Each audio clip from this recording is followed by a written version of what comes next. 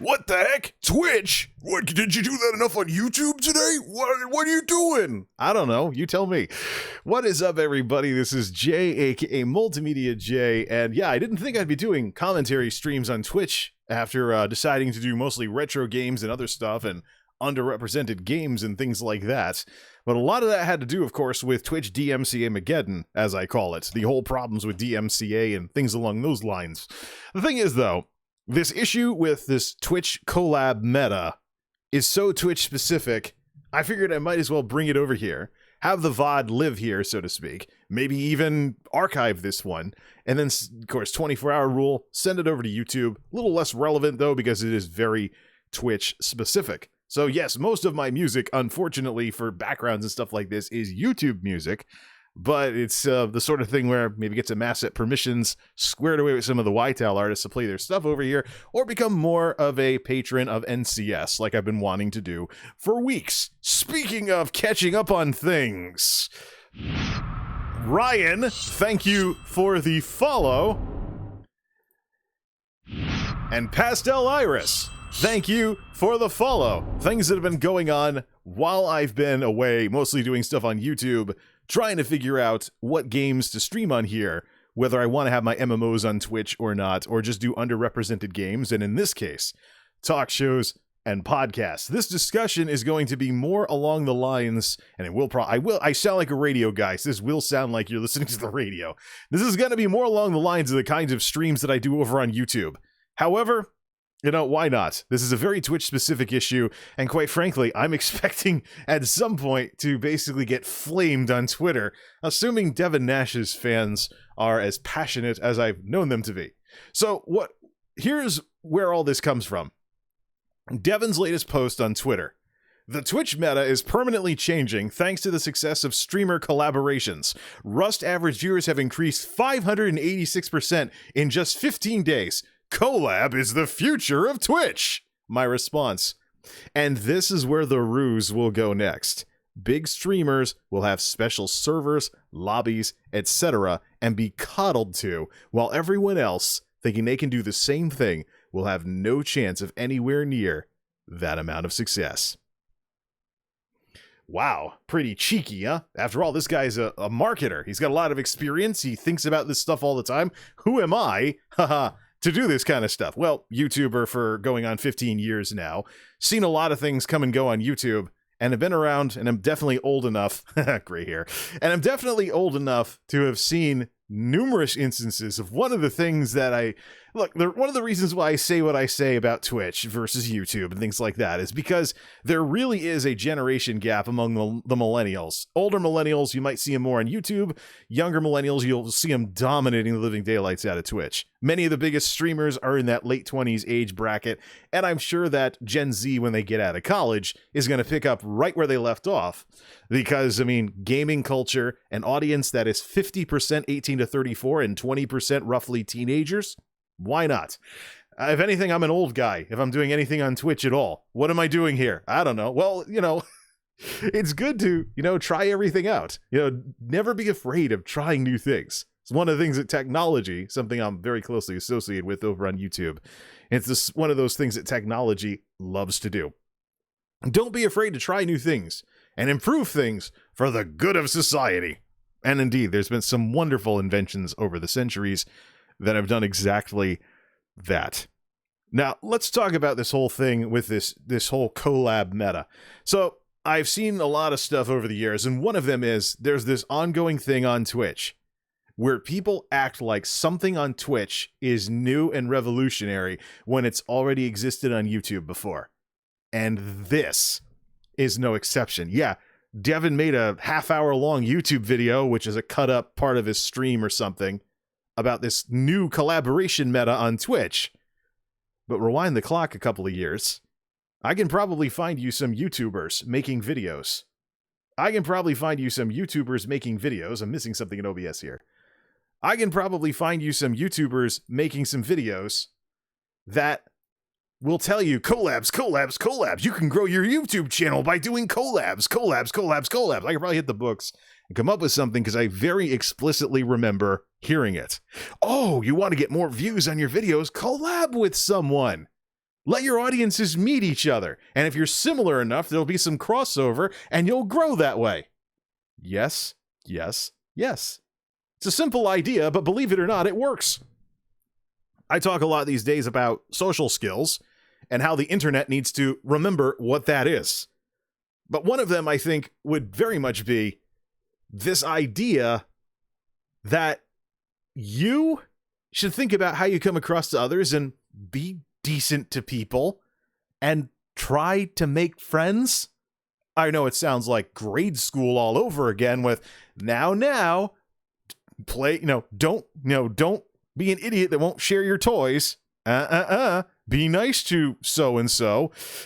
I know we're going back to what seems like the rudiments of this kind of stuff, but it's true. The golden rule, treat others as you'd want them to treat you. It's true, Think about how you come across to others and be nice to people because you never know when you might need their help. That's something anybody of any age group should think about. Sorry. It's just one of those common sense, common courtesy things that you just got to think about with these kinds of deals.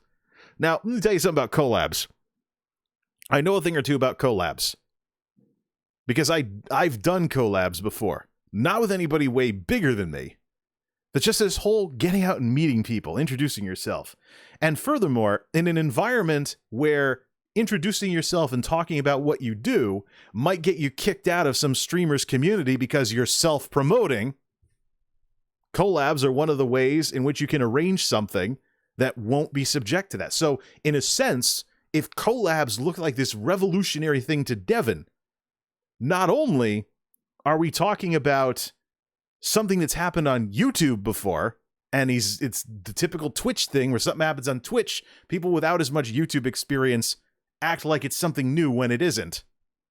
But at the same time, the idea of collabs growing you is very propped up by streamer egos, no self-promotion rules, and stuffy redundant rules lists that you can find in the about sections on the Twitch channels of many small streamers, especially Twitch affiliates who watch a lot of these how to grow on Twitch videos because they're frustrated as heck that they're not growing. And what they don't do is look at themselves, how they present themselves, how they come across to others. Are they putting on a good show? Is their internet stable enough? Are they trying to be the next ninja because off of flaky Wi-Fi in their house that conks out whenever someone uses the microwave? I mean, things like that matter. And it's just, sometimes people are the way they are, but they don't want to deal with the root cause of the problems that keeps them small. And then from a collective perspective, this culture where streamers bristle at the idea that other content creators exist? No self-promotion! Grow your own channel! Ridiculous. Didn't used to be a thing either. I hate to sound like the old guy that I am, but in the early days of YouTube, content creators weren't afraid of each other. Matter of fact, there was an official video response feature where content creators were regularly making videos at each other as a form of communication. And some channels, before YouTube pulled the feature in the early 2010s, actually ran off of video responses. So, this idea of every streamer is an island, every creator is an island, and things like that, and all these people waiting to play cop if you look like you're self-promoting in someone else's community. All these people out there that are going along with this don't realize just how Johnny-come-lately it really is. And it is. So in an environment, we have all these people that are like, grow your own stream. Of course, collabs are going to look great. They're being propped up by the conditions of how everything works. Now let's talk about what's going on with Rust. Rust is picking up where Among Us left off. What was Among Us? Among Us was a giant collab as well. So let me actually, when exactly did Rust come out? Is this like Among Us, where the game actually came out earlier, but only very, yeah.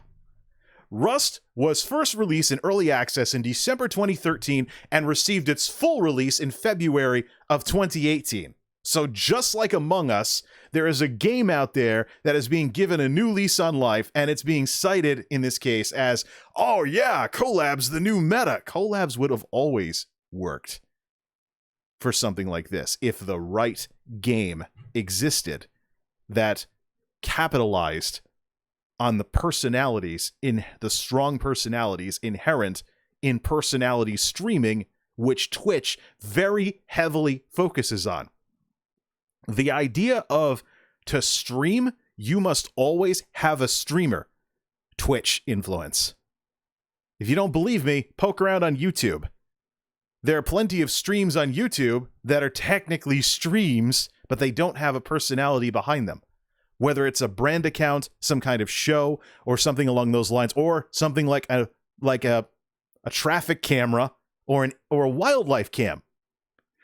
There's one creator in Maine. Here's his YouTube channel in a nutshell, just to give you an idea that this exists. And you got to think beyond what you've been conditioned to think, because Twitch is incredible at marketing and getting people all caught up in the culture.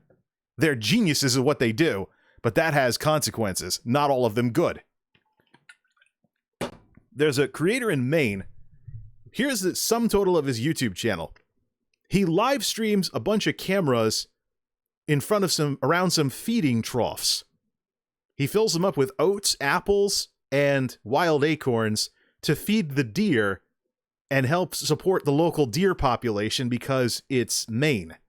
Very wild state. Very, lots of forests and stuff. Maine. It's like almost like a hunter's state and stuff like that in terms of people doing a lot of hunting up there where things are less built up. His channel is basically a live stream of the deer eating out of the trough, and it's cute. Oh, look at the deer munching on the oats. But here's the thing. The concurrents on that are routinely in the hundreds. Sometimes I've seen wildlife cams with thousands of concurrents, the equivalent of a big streamer on Twitch without a streamer. Literally just night vision cams, because deer are very nocturnal. Most of the time you'll see it's black and white because it's a night vision cam. You'll see deer, and there's an entire community that has grown up around these deer on a stream channel with no streamer. So they even have names for the deer and say, oh, that's so-and-so. They're here every night. They might not. There's people that are watching these deer eat out of these troughs on YouTube so much that they've come up with names for all the deer. There's an entire community around what is essentially local wildlife eating out of feeding troughs on YouTube. That's what streaming without a streamer looks like. To say nothing of the animal shelter cams. Is that the furnace clicking? Yep. That's only what the noise was. To say nothing of, there's animal rescue shelters and whatnot that live stream. There's one place that raises foster kittens. Cute as all heck. Lots of concurrents. The equivalent of a semi-large streamer on Twitch with no streamer. No production value, no ring lights, nothing. Just a live feed of a place where they're raising all these cute little foster kittens. And you hear them purring and stuff, and oh, isn't that nice? So that's the thing. Always, always look beyond whatever one platform is trying to get you to think. This applies to YouTube as well, not just Twitch. There are YouTubers out there acting like Twitch has never been a thing, sadly. Doesn't make any sense, it's completely untrue, but they'd rather ignore what has happened with Twitch and streaming than have to acknowledge the way things really are. So, you never want to get fishbowled by being too tied into one platform. Now, let's talk about Rust. Rust is picking up where Among Us left off. I mean, the game, just like Among Us, came out a while ago, but it's basically been given a new lease on life with its sudden popularity. But here's the thing. Personality streaming is such a huge thing on Twitch that it seems like only the logical next step that you'd bring a ton of personalities together on something like the OTV Rust server. And with what you can do with the game, it's a survival game. It's about staying alive, and yet you'd never know that from watching half the darn Rust streams that have been flooding Twitch over the last couple of weeks. So, Has it been a couple of weeks yet, or is it mostly like an after New Year's thing? I don't know. It might as well have been a couple of weeks because I'm sick of it already. And there's so many other people that are like, oh, look, is there anybody that's not streaming Rust? So I know it's doing its thing, just like Among Us, when people got sick of everybody streaming Among Us. But just like Among Us, also there's drama.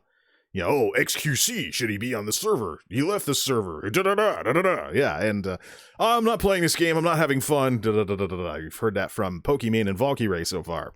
Then maybe there'll be some others too. But these streamer games, just like the big streamers themselves, you got to view them as anomalies. Rust plays on the personalities of these people that are using voice chat to roleplay as characters, similar to what they were doing in Among Us, particularly when the nearby voice comms came out for the game, which, again, Among Us was made to be played with text. Voice comms kind of seem like something that should be in the game and should not be like a Discord add-on or anything, thanks to the success of all the streamers, many of whom I can just rattle off the top of my head because they were playing Among Us so much. They're all big streamers, and they constitute all three of the major platforms between all of them. Let's rattle them off. Pokimane, Valkyrie, Sykkuno, Disguised Toast, Trainwrecks TV, Fusely. Household names on Twitch in terms of big streamers with at least a few thousand concurrents each. But you know, Among Us was the same people playing the same lobbies over and over and over again. I was legit wondering when these people were going to just bolt away from the game because they were sick of it, but it was what was successful, so they kept doing it. And now, here comes Rust. Boom! OTV. And now that's the big streamer game. Streamer after streamer after streamer playing the game, and I'll tell you what, we'll call it right now. Rust will have the same effect on people, what people think of streaming that Among Us did. There will be small streamers out there who want to grow that are going to think that either they can mimic what the big streamers are doing, or that somehow they can get into a game with the big streamers, and neither of those is likely to happen for reasons that are unrelated to this fad, whether the Rust fad or the Among Us fad. Truth of the matter is, any streamer of any decent size who brings you, without a reputation for being a good streamer, into their games that hasn't grown a lot is taking a huge risk. What happens when you get the plant, as it's called, outside of Twitch and outside of gaming, where somebody gets into some kind of scene specifically to start trouble? So you're playing Among Us, you invite some rando into the game while you're streaming, they drop the N-word in the stream. Whoops, you just broadcasted something that gets you banned. That's the thing. It's crazy how this idea floats around out there, that if I just mimic the ninjas of the world, I can be the next ninja. Or if I mimic the Pokimanes of the world, I can be the next Pokimane. How about you learn something about the origin stories of some of these people? How about, for example, all of those big streamers, XQC included, who've played some kind of video games competitively, whether in esports leagues or at tournaments or something, so people will know them because they refine their skills at certain kinds of games enough to get publicly recognized. And yet Joe Random, who just bought an Xbox yesterday, wants to be a Twitch streamer. Learn the origin stories as well as the feedback loops between different platforms, the people these folks are often working with, or maybe they have people working for them, the business models of these big streamers, and maybe the things they have to worry about every single day that could destroy their career in a second. Take Jake and Bake, for example. Nice, friendly guy. Been watching a lot of his streams lately since finding out about him because of the DMCA fiasco. And there was a Twitter DMCA not too long ago about his post complaining about the Twitch DMCA, featuring one of the problems he had was he went to a hair salon to get his hair done. There was an Avicii song playing over the PA. Record companies programmed a system, snooped around, caught the music, strike. Complains about it on Twitter, strike. Cool guy, friendly guy, but it's not all wine and roses. Or how about Ginny TTY, one of my favorite streamers out there, breaks the mold of people thinking like, oh, all girl streamers just use their looks to get everywhere. Really? Ginny is inquisitive, friendly, fun to watch, and she tries all different kinds of things and travels all around the world. Except certain countries where bad things have happened, and she's talked about them on her Discord that now, well, because of all the crap that's going on that she's tried to not have to deal with, she's not going back to certain parts of the world anytime soon. It's not all wine and roses. And so, you think about it in terms of this collab thing. Collabs, I mean, there's a kind of a rule with collabs that you can never really go too high or too low unless someone's your friend. Because of the nature of how collabs work. There's not going to, just like there's not going to be some miracle host that grows your stream, there's not going to be some miracle raid that grows your stream, and I verified that in lots of numbers. People that are growing, a lot of times I see Twitch affiliates who've grown a little bit because they had a lot of lucky raids. So the extreme majority of the people that tuned in during the lucky raids never came back. So you can't be waiting to roll double sixes, so to speak, in terms of developing something anywhere. At some point, the buck stops with you. And it's about you, the kind of persona you have, how you handle things like baggage and issues with people, and maybe some things that are beyond your control, like your popularity, your looks, your genetics, even the sound of your voice. There have been people that I know, because of the way I sound, that have tried to get me involved in various public speaking events and things like that. The most embarrassing of which, I actually was the master of ceremonies at a Special Olympics event when I had no clue how to be an MC. None. I was literally picked because of my voice. It was during my college days, and the college president had to help me out. I am embarrassed about it now. I thought it was cool that I did that, and I tried my best, but I am embarrassed that just because of how I sound, I basically had to go from zero to hero at this event. Yeah, it's crazy.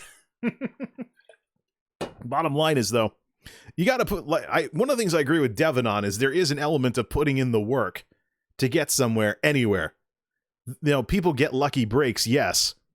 But guess what happens if you're not putting in the work? You have what used to be called on the internet in the early days of YouTube, your 15 minutes of fame. Is that quote, is that idea even still out there? Does anybody talk about somebody going viral and having 15 minutes of fame anymore? That's the thing. There is a method to the success of a lot of these people. And there is no magic bullet, so to speak.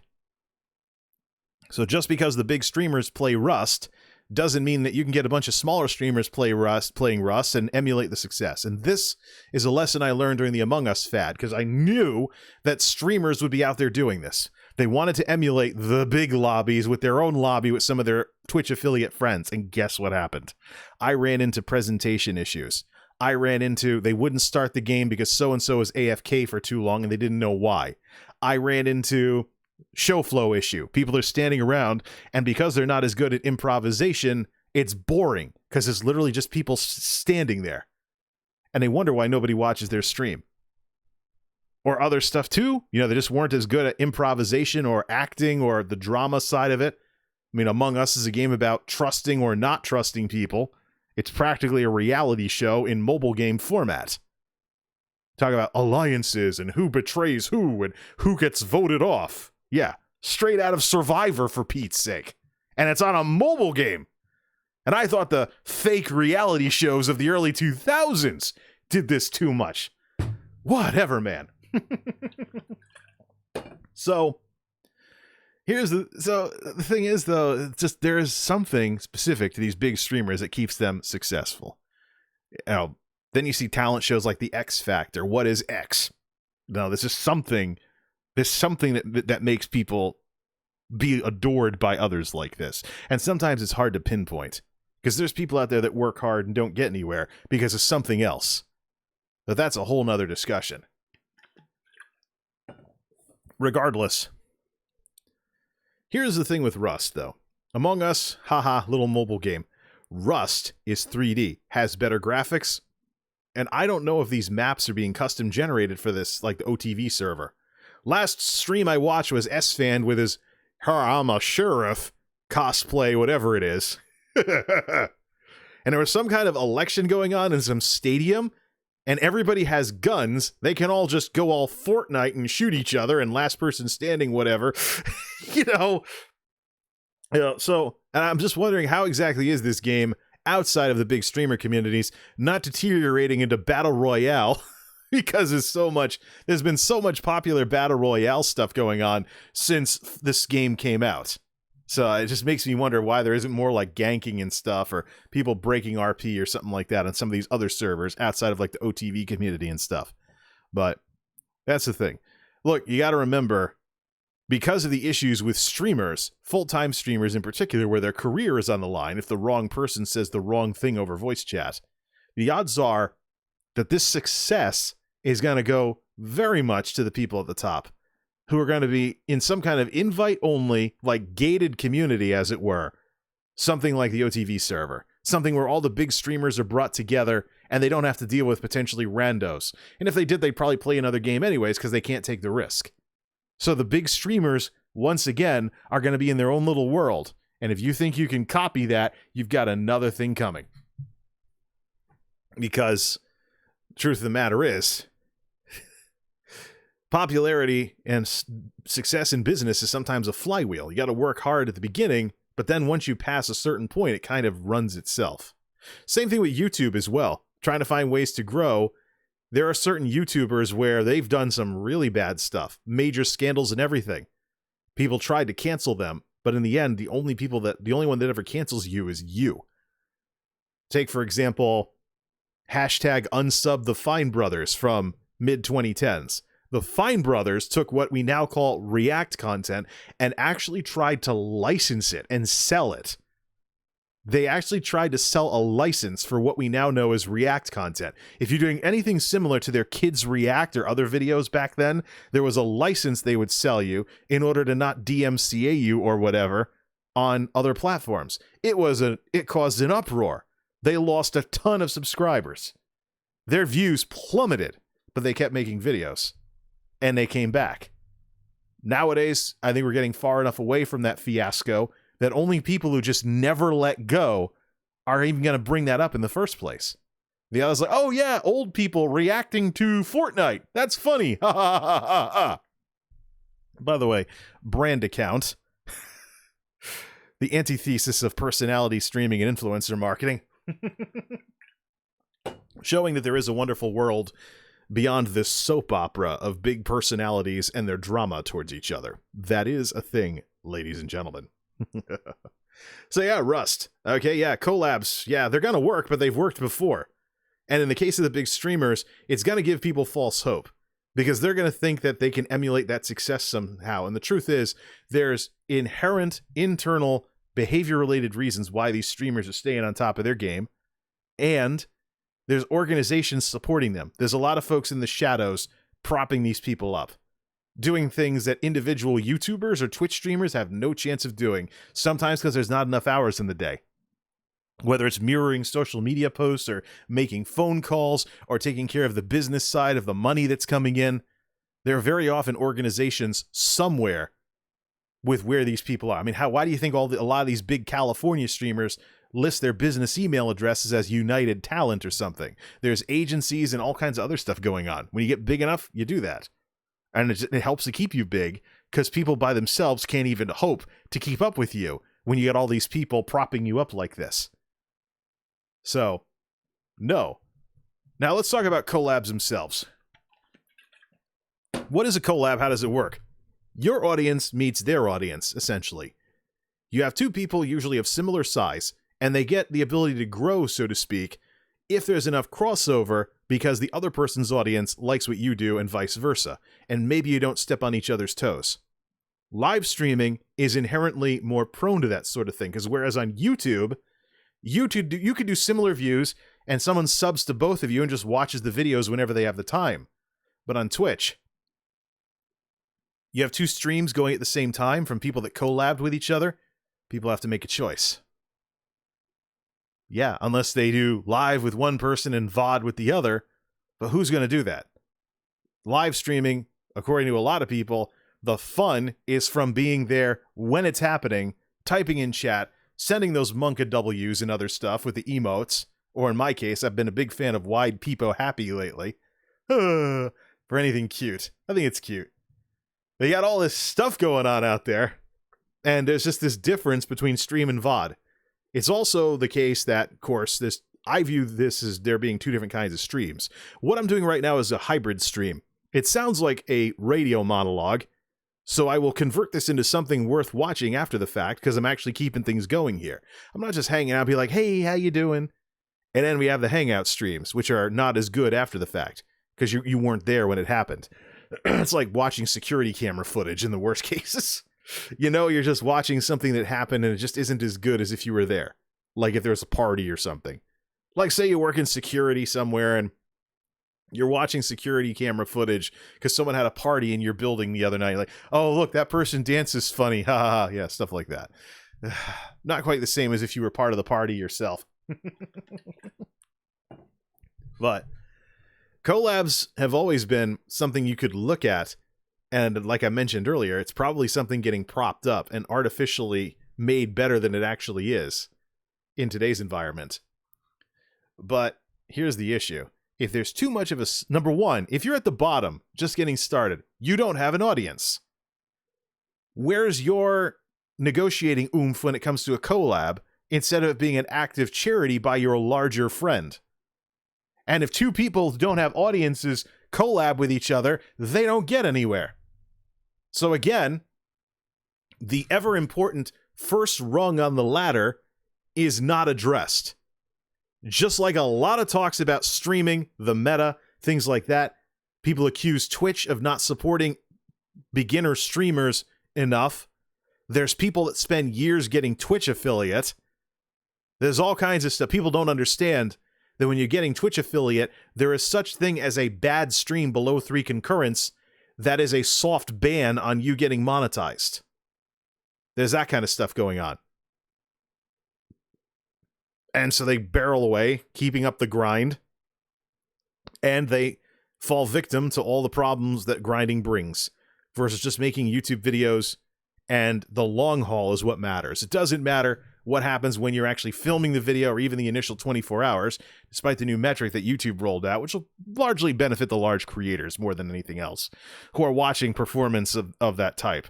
But for the most part, you make the right kind of video on YouTube, it can get views long after the fact. It can become popular long after the fact. You can suddenly get a passive income from ad revenue from those videos long after the fact, if it's formatted the right way and about the right topic. Streaming doesn't have that luxury. Especially the streaming that's popularized on Twitch where you're hanging out with somebody. Something like that. So you just don't have that. And this is, again, something I talk about with the overemphasis on live. It's one of the reasons why Twitch affiliate just isn't as good as YouTube partner, because you have less options for things like ad revenue and other stuff. If you're not getting the donos and subs, or even the concurrent views in the first place, what's the point? You're restricted and whatnot, but where is the growth going to come from, especially when I'm waiting for some reports that'll tell me whether Twitch has done anything about its major problem with there literally being too many Twitch streamers on Twitch. That's why Twitch is a side project for me. YouTube, between streaming, channel memberships, and the various features they've rolled out in 2020, is a lot more interesting. YouTube Partner has a lot more goodies attached to it, so to speak, than Twitch Affiliate. Largely, these monetization programs introduce whoever is in them to the limitations of the platform. If you're getting donos, or cheers, I should say, cheers and subs, you're in great shape as a Twitch affiliate. Otherwise, it's going to advance way more slowly towards the payment threshold than YouTube will. Something I looked at earlier on YouTube. I think even Facebook might be better. Facebook has its own problems. Their growth stagnated in 2020. I haven't even looked at the streamer. I don't have the hours streamed yet because the Streamlabs report isn't out. But it looks like YouTube and Twitch are the big rivals going into 2021, and Facebook has some issues to work out. Because things stalled after Q3 for Facebook gaming. But we'll have to see what the ratios are for hours streamed versus hours watched to go over that. So yeah, collabs. Collabs are not always a good thing either. So if you're the biggest, here's the thing. If you are a streamer with way more concurrence than the person collabing with you, you have more to lose and they have more to gain. You want to see an example of this? Hop on Solynome and look at Ginny TTY, Yugi TV, Hachibi, Unicorn 19, the tier 4 folks in the music video that they did last summer. That Bang Bang song, which was a pastiche of a song with KDA in League of Legends. So hop on there and look at the concurrence for the various collabs, because when S-Fan Ginny Season 1 ended, Ginny went back to Korea, she did a ton of collabs that introduced me to a lot of her friends. But what happened to the numbers? I don't think things started getting interesting for Ginny again until she went to Europe. So that summer in Korea, Solynome, Yugi TV 90 day. Let's look at Ginny TTY's. Let's look at Ginny's 180 day. Might have to go back. August. No, we got to go 365 days. So S-Fan Ginny represented, yeah, can we put this on screen? Avast. Let's do Avast browser. Let's look up the Avast secure browser here. Sources. Let's see. Did I take that out of here again? Mozilla Firefox is turned off. Let me link this up to Avast Secure. Ginny TTY. Oh, it's cropped. We did uncrop it. All right, so Ginny for... Why is OBS doing this like this? Okay, actually we can crop this down to this. So for the year... See, I just don't understand why it's doing this. It's zooming it automatically. That's what I don't understand. There we go. So here's the last 365 days. Early part of 2020, S-Fan Ginny. Growth. Goes back to Korea. A little bit of growth here and there. And then Season 2. Ba-bam! So that's where the growth has come from overall. But, you know, there were some situations... Oh, don't forget the Europe trip as well. But in the summertime, that's really where the dip is.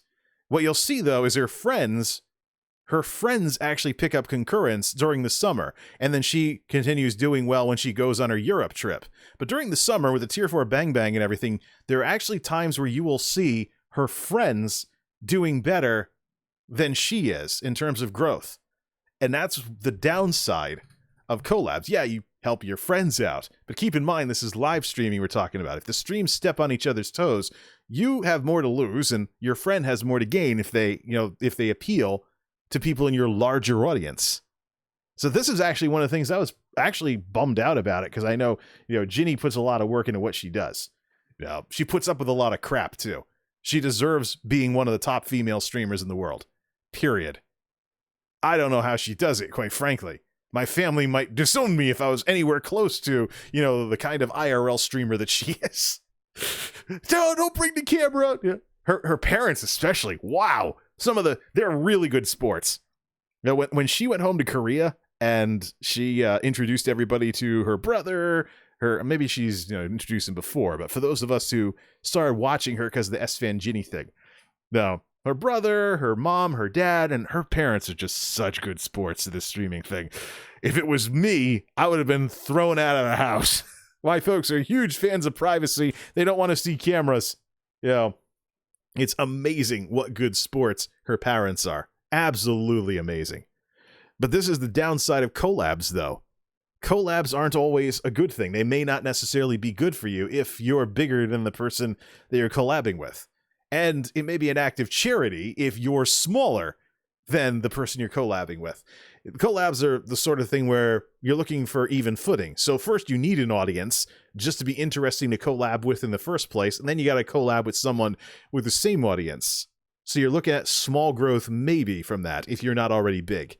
The big streamers will benefit a ton because they're already big. Maybe there's some Pokimane fans, for example, that never heard of Sykkuno. That thanks to Among Us, like, oh, let me check this other person out from time to time. So that sort of thing. You'll see bigger numbers because there's bigger numbers in general because the streamers are already bigger to begin with. They'll benefit more from this. Not so much for the small affiliates or the rookies with no audience. That's the issue here. The ruse is always that things are even and all that changes are the numbers. No, not at all. And that is how this ruse is going to continue. People are going to be deceived by it, and they're going to get frustrated by it. They're going to be stuck at 20 concurrents as a Twitch affiliate despite all their collabs. And they're going to wonder what they did wrong. And there's going to be commentators out there that'll tell them they did something wrong because they're not growing. That's the biggest slap in the face. Let's refresh this. Has someone flamed me yet? Nope, not yet. Well, knowing the people that watch what he does, I think at some point I'll see something nasty in there. Unless his Twitter really is buried compared to his Twitch chat or his YouTube videos. I know YouTube is a magnet for toxic behavior. It's one of the side effects of the evergreen nature of the platform. But yeah, Rust, Collabs, they're going to seem better than they will be for you because it's the big streamers. And there's all the big streamer stuff to go along with it. Orgs, people working, doing the business side, sending emails, making phone calls, arranging all of this. And in this case with OTV, a special server. And who do you think gets into that? Why would somebody that you can't, why would somebody that you can't trust to not ruin the game wind up tanking all these streamers' streams? Why would this even be a thing? Yeah, it's going to be very special for large streamers. That's it. You're not going to get the same success. You'd have to already be big in order to have that kind of success with collabs. Because if you're too far apart, it's an act of charity. And if you don't have an audience yet, where do you get your audience from? So yeah, as usual, I like to be the voice of reason with stuff like this. Haven't even watched his video yet, but quite frankly, it might be kind of enlightening. Maybe I should come back and do an encore of these sorts of things. The truth of the matter is, though, this is not Twitch. It's not a Twitch meta. It can happen anywhere, and the rules will still be the same. If we're talking about streaming on Facebook or making videos on YouTube or even streaming on YouTube, that underrated gem.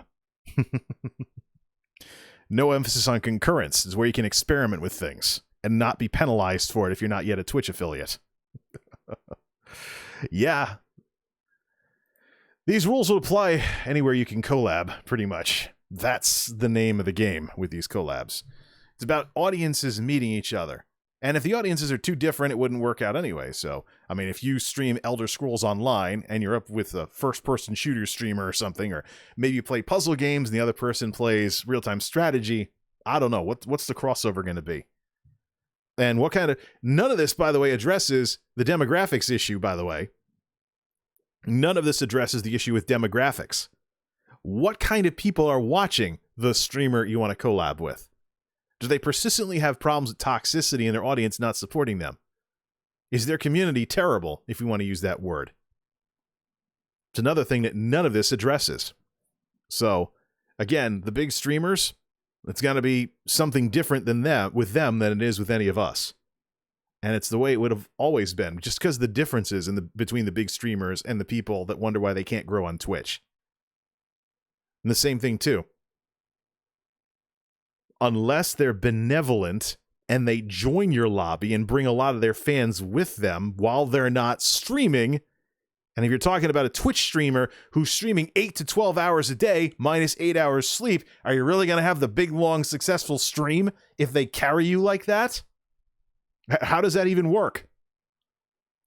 Yeah, no. This whole idea of collabs, it's been a growth tool on other platforms before it became this thing that people are, oh, it's awesome on Twitch. And I'll tell you right now, create the right kinds of games, and what happened with Among Us and Rust will keep on happening. Take GTA, for example. If you think about GTA, if you use cheat codes or whatever to shut off some of the in-game mechanics, you have essentially a more grown-up version of The Sims, except with cars and guns and helicopters and things like that. The GTA RP community is what it is because of features in GTA that someone found a way to do something really cool with. So, if there was another game like GTA, but more family-friendly, we might see a community like this spring up as well if the right people could drum up buzz for the game. Like if you had a big streamer, try to drum up buzz with it. This is stuff that people working in public relations and marketing and stuff probably talk about. Demographics, case studies, focus groups, things like that. This is probably something that even someone like Devin would talk about. But you still have the people side of it. How do you get people interested in this thing? So, someone could make the game that is better for this sort of thing than Rust or GTA. How do you get people doing that stuff? And since this is kind of, Rust exploding in popularity, once it gets a little old, so to speak, to some people, if you have a game that's already popular, can you do that, so to speak, or does it have to be a game that comes out of the shadows? Like it's been with Rust and Among Us. So, yeah, the collab meta, I don't buy any of this stuff. I'll listen to Devin's points in his video, but it doesn't mean I have to agree with them. And fundamentally, we got to remember the differences between Twitch and YouTube. YouTube's the more senior platform. It's been around longer. There are many times when stuff on Twitch has already happened on YouTube before. So folks like myself, we've seen it before, so we're not as riled up about it. We're just getting a chuckle out of everybody who is. It's just what age and experience does for you. You get some wrinkles, you don't look as good on camera, but you don't cause as much drama because you've seen things before, and it's not going to be like, I've never seen this! And for a multimedia nerd like myself, this kind of discussion is precisely the sort of thing that I just couldn't leave on the table. Even though I've already streamed 3 times today on YouTube and ran out of notifications too. I gotta wait until after my first stream, in order to have something actually go out to my subscribers again. But I do want to do more on Twitch. It's just that Twitch is a very limited platform, and so having to stay within the walls that those limits create is probably the biggest issue. So, but again, just the platforms in general.